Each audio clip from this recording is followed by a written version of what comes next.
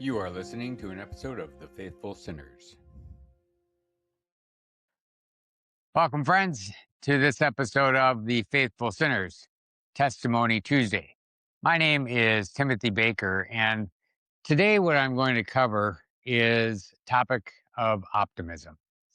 The reason I'm picking this topic is over the last few weeks, I have had a few friends actually make comments on how either years back, meaning 20, 30 years ago, I was a motivation to them because of my optimism. And even as of recent, how I've maintained being optimistic. As many of you know, going through many various challenges. And to be quite honest, I don't even really think of it half the time.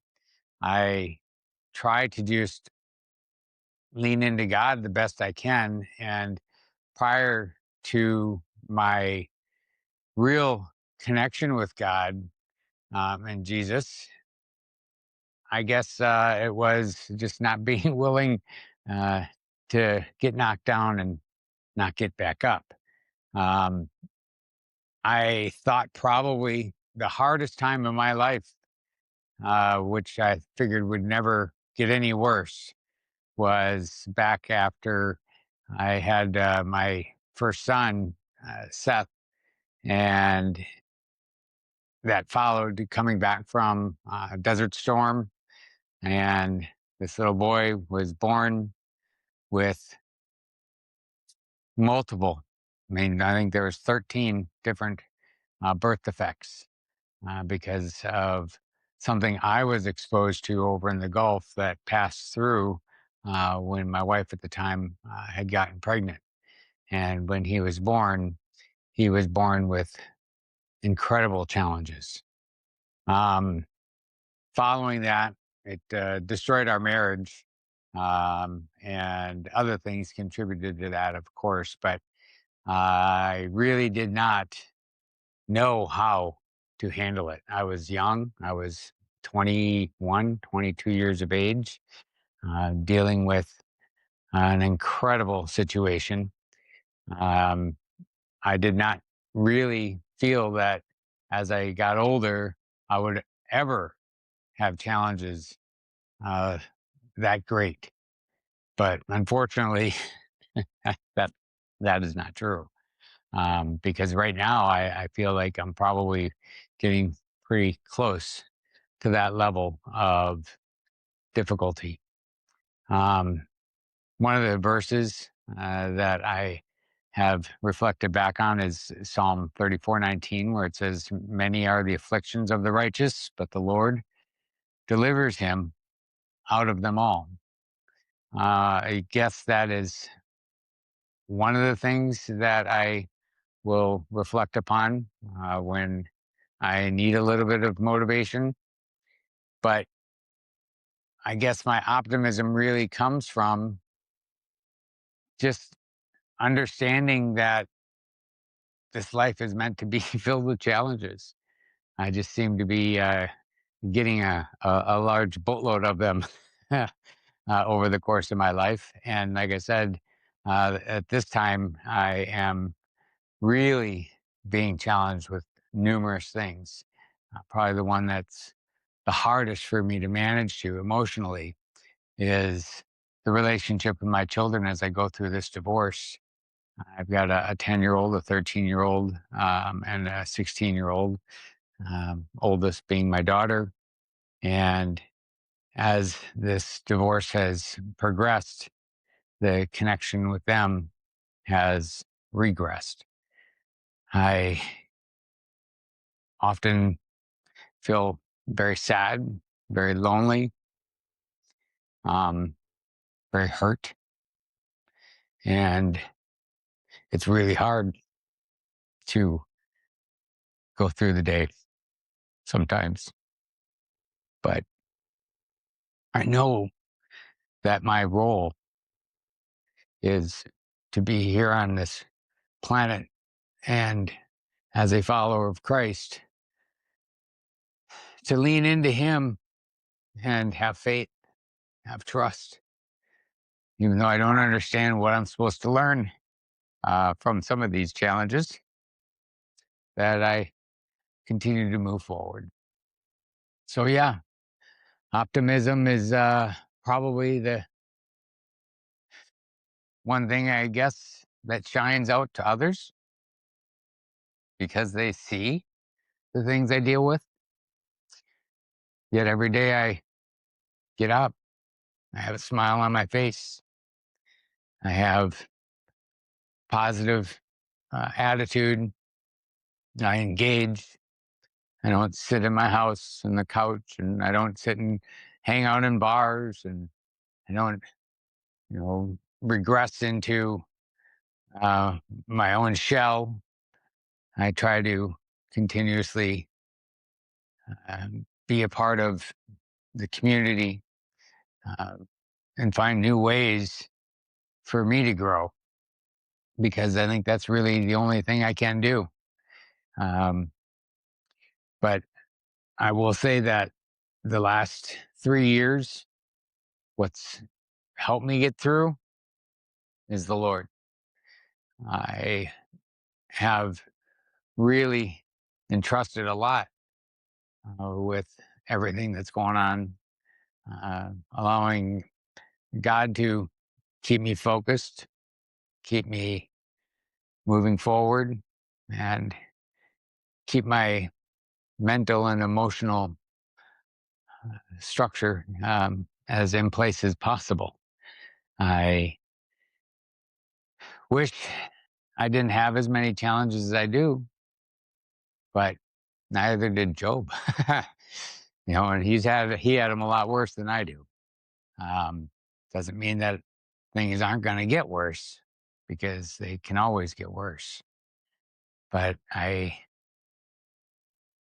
know that as long as I'm doing my best, I'm staying engaged, I'm not diving down the rabbit holes of addiction and other challenges. And in fact, what's amazing to me is during these really difficult times, I have left all my addictions behind, be it tobacco, be it uh, marijuana, or be it alcohol.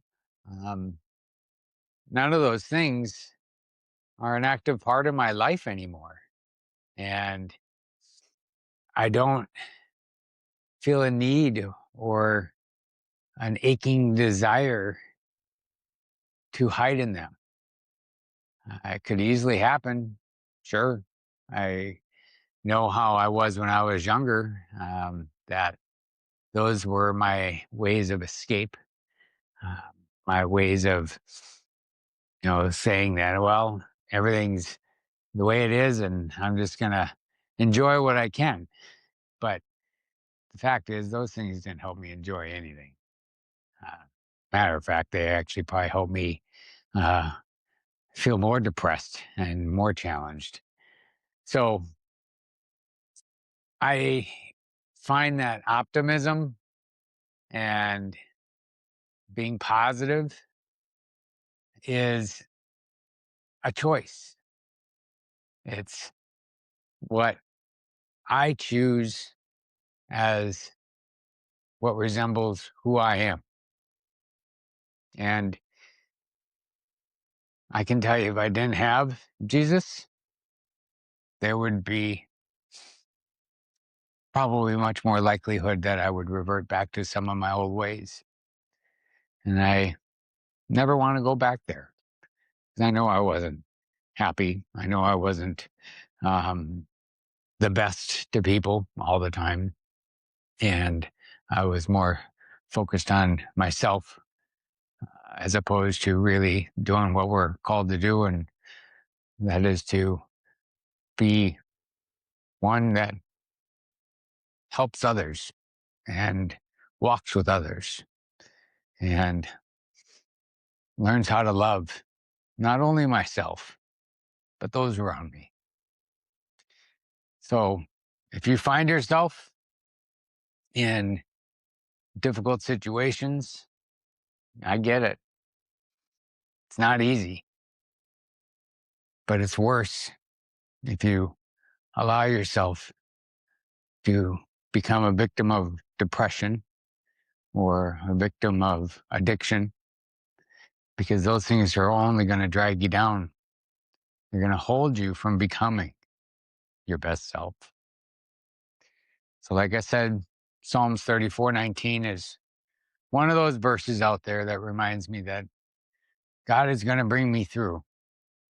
And that was really the topic of our Inspired Sunday this week, of going to and not just through something. Um, Probably the reason why I think optimism was a good topic for me to discuss today. I really hope that if you're in these situations, you've got a good connection and you got a good community around you. And if you don't, please reach out.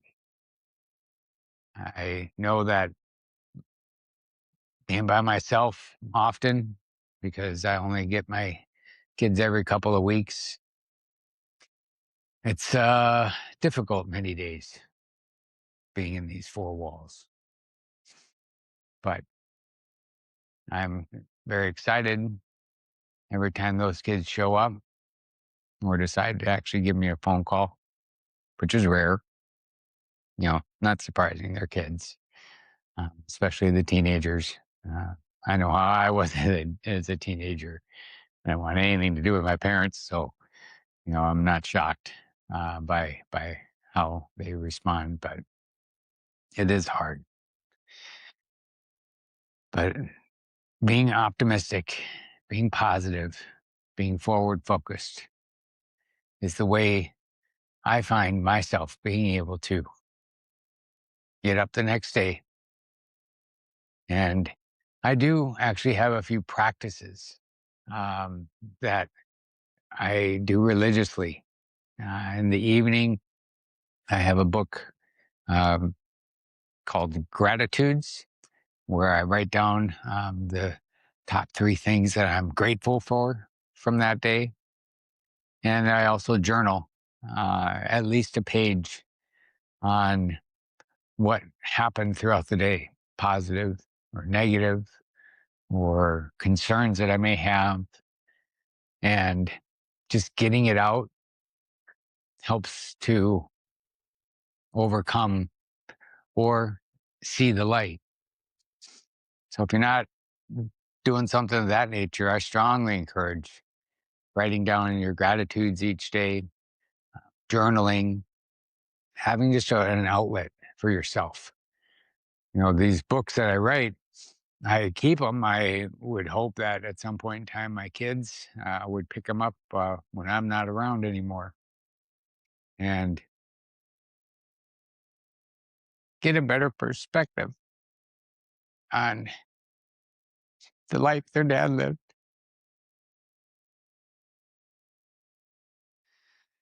Because I love them to death. And all I can do is be the best dad, best role model I can be. And I try to mask a lot of the pain when I'm around them, because they don't need to see or be burdened by that. But it is a hope that they'll find those books when I'm gone. And they'll really know how much they mean to me. But again, it's about optimism, it's about positivity. And those couple of practices, they help me to wind down the day. And in the morning, I actually pick up the gratitudes book often and just look back at a few of the things that I was grateful for before beginning my day.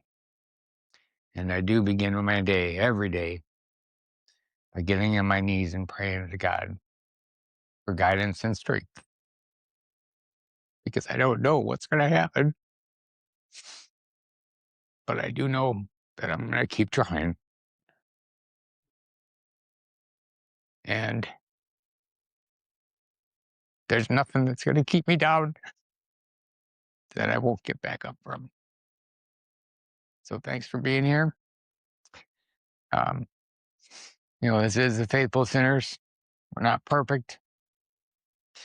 We just try to do the best that we can. And please share this with those that may benefit from this type of a testimony. Like and follow my page, wherever you may happen to be streaming this, so we can all sin better together. Thank you for tuning into this episode of The Faithful Sinners, and get more inspiration on our website, thefaithfulsinners.com.